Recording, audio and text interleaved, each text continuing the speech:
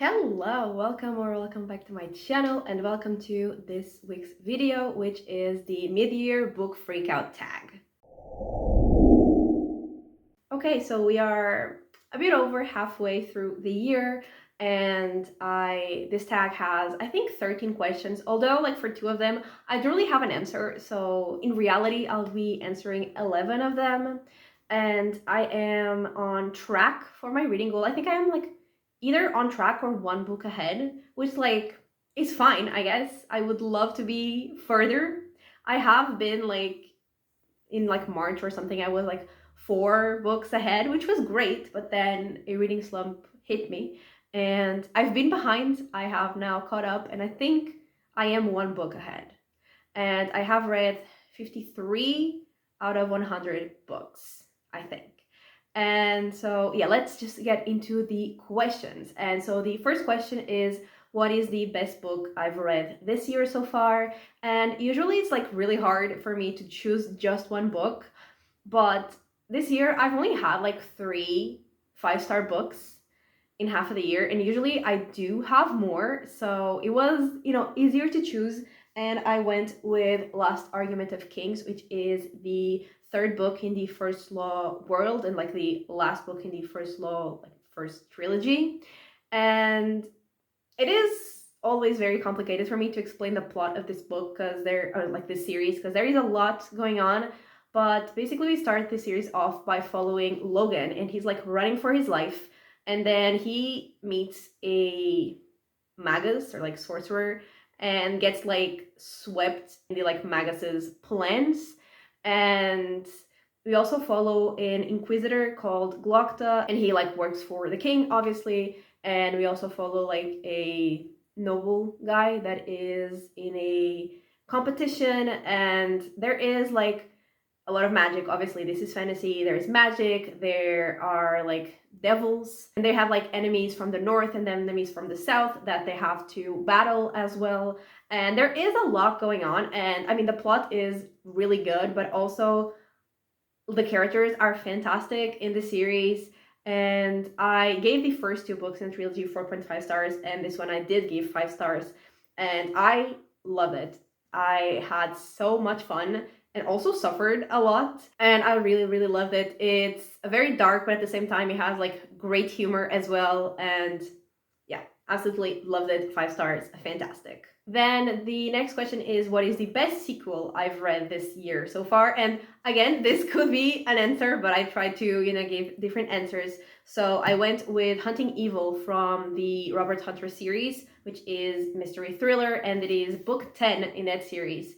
And in that series, we follow Robert Hunter, who is a homicide detective, and we, follow his cases. And I love all of those books, but this one was actually the only one I gave 5 stars. The other I gave either like 4 or 4.5 stars to, like all of them. This one I think was the only one I gave 5 stars. And I loved it because it was like connected to a previous case that had like been one of my favorites like before. And in this one they were following like a guy who escaped from prison, and he was like taunting and playing games with Hunter. And like I was stressed. It was definitely thrilling. Like I was on the edge of my seat.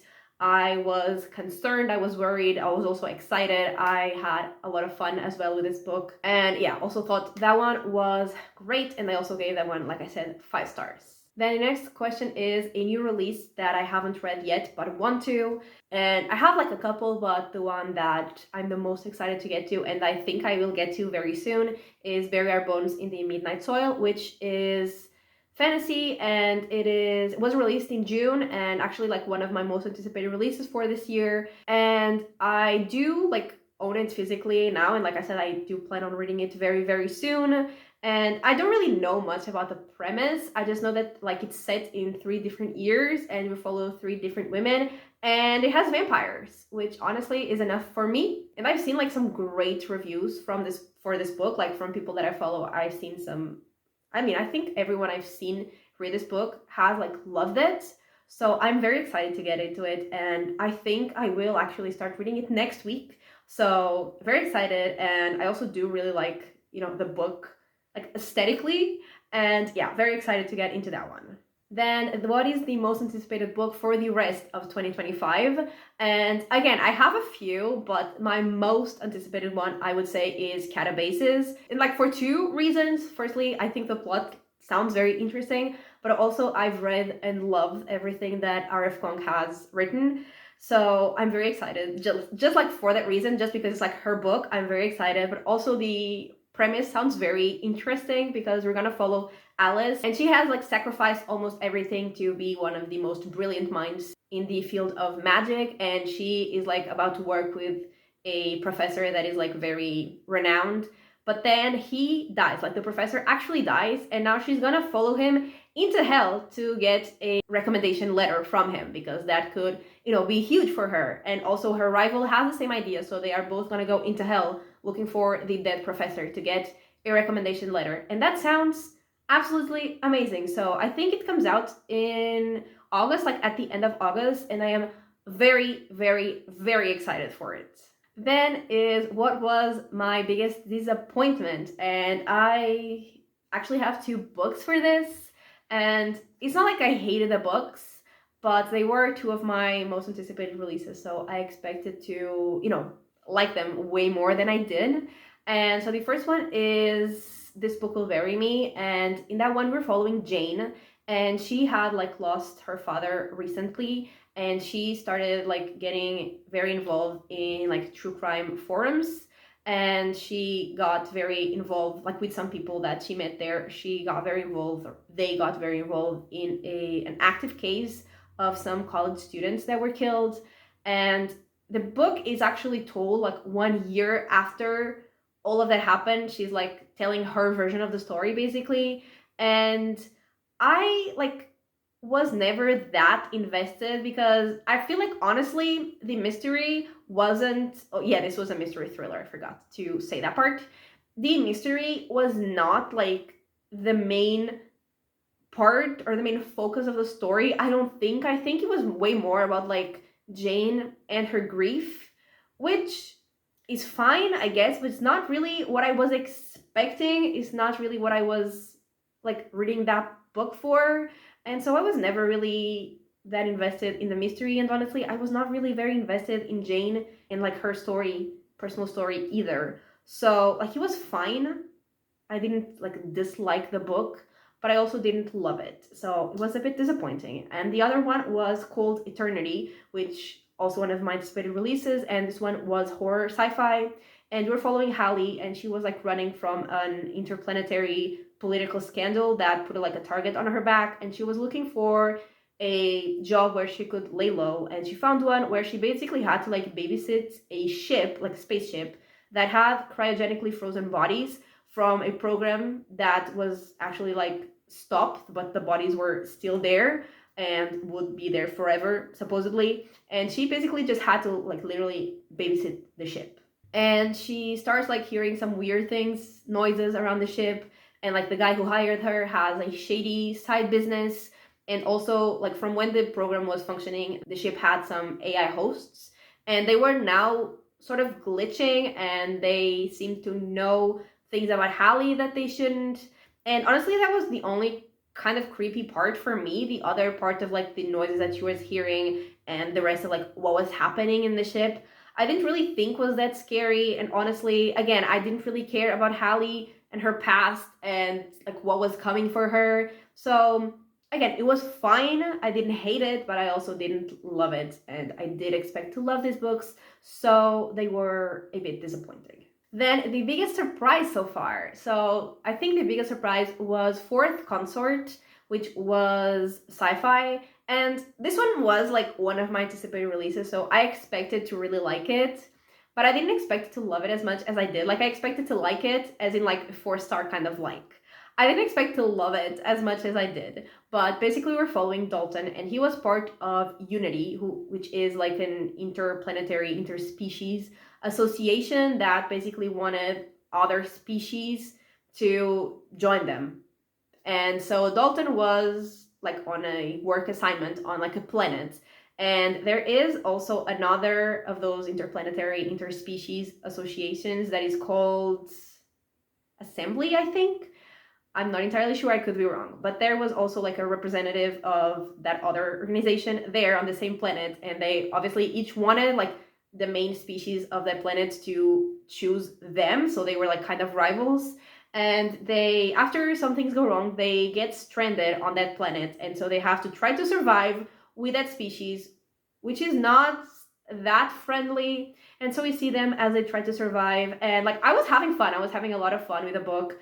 But then like when we got towards the end, like the friendship that was formed and like the actual end, like the resolution of all of that was so good. Actually got me emotional. I loved it. I loved it so much. I loved it even more than I expected. And I also really love the humor in this book.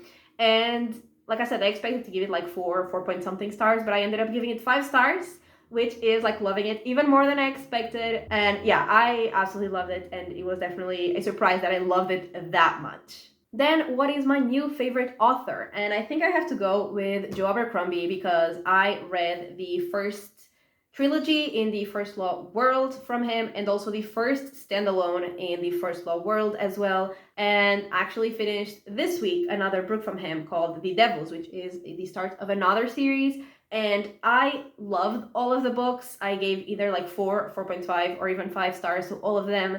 And I just, even like before I had read any of these books, like from what I heard about them, I was pretty sure that I was gonna love it, which is like, they're very dark, but at the same time, very funny. And that is like the perfect combination for me. So like his writing and his story and his characters definitely like really, really work for me. So yeah, I absolutely love everything that I've read from him, and I still have all of the other books from the First Law world to read, and I am very, very excited to get into them because I'm pretty sure I'm gonna love them all as well. Then new favorite character, and here I actually have like 2 characters, and like one of them is not really a great person, so maybe it shouldn't be one of my new favorite characters.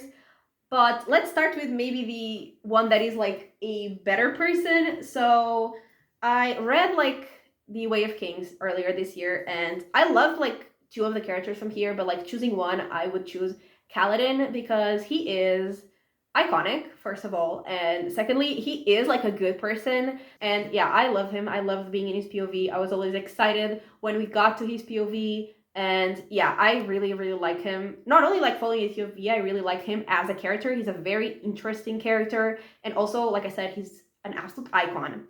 And the other character that I love being in POV is from the First Law world. And he's really not a good person.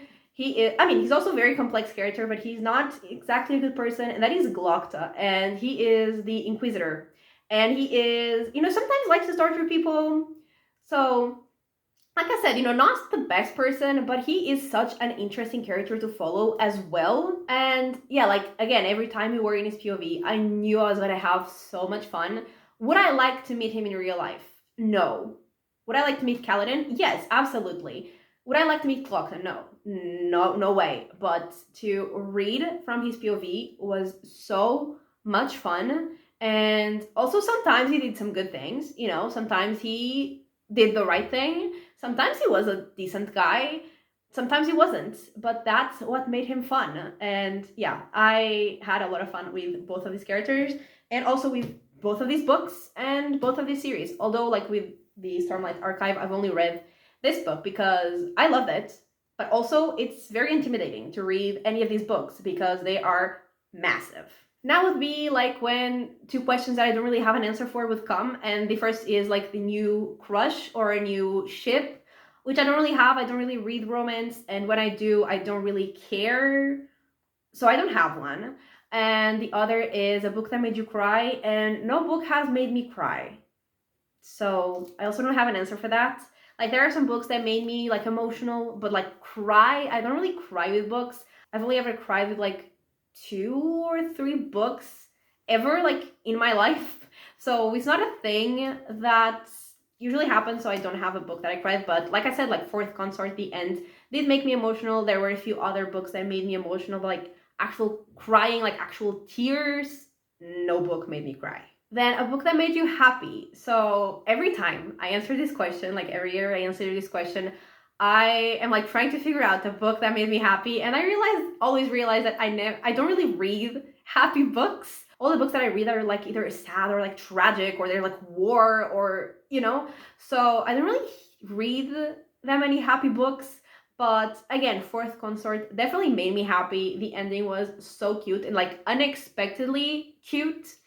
And also another book that made me happy just because I was happy to be there was The Eye of the World, because I started rereading the series. I mean, I've only reread the first one, but I will continue to reread the others. So I was just happy like to be back in this world and to be back with these characters, and to be back in the story. So all like the whole time I was reading this book, I was just like really happy to be there, even though the story again is not happy.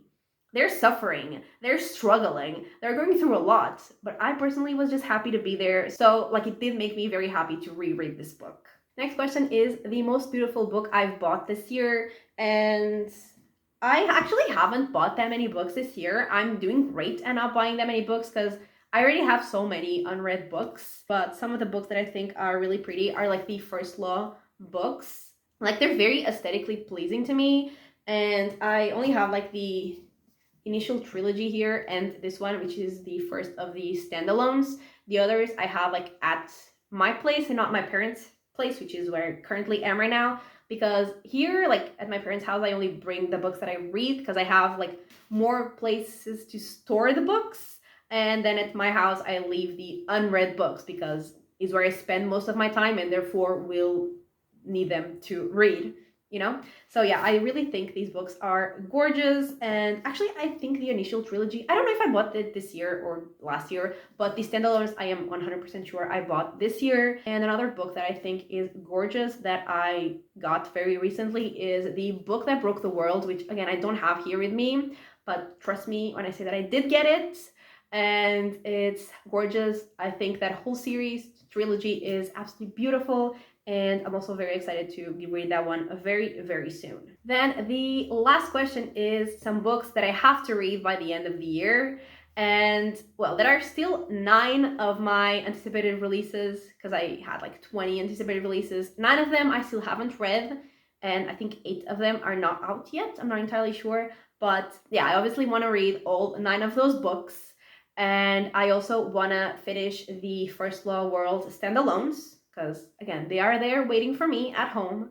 I also want to read at least the second book in the Stormlight Archive series, which I also have at home waiting for me. And I also want to finish the ACOTAR series, which I also have at home waiting for me.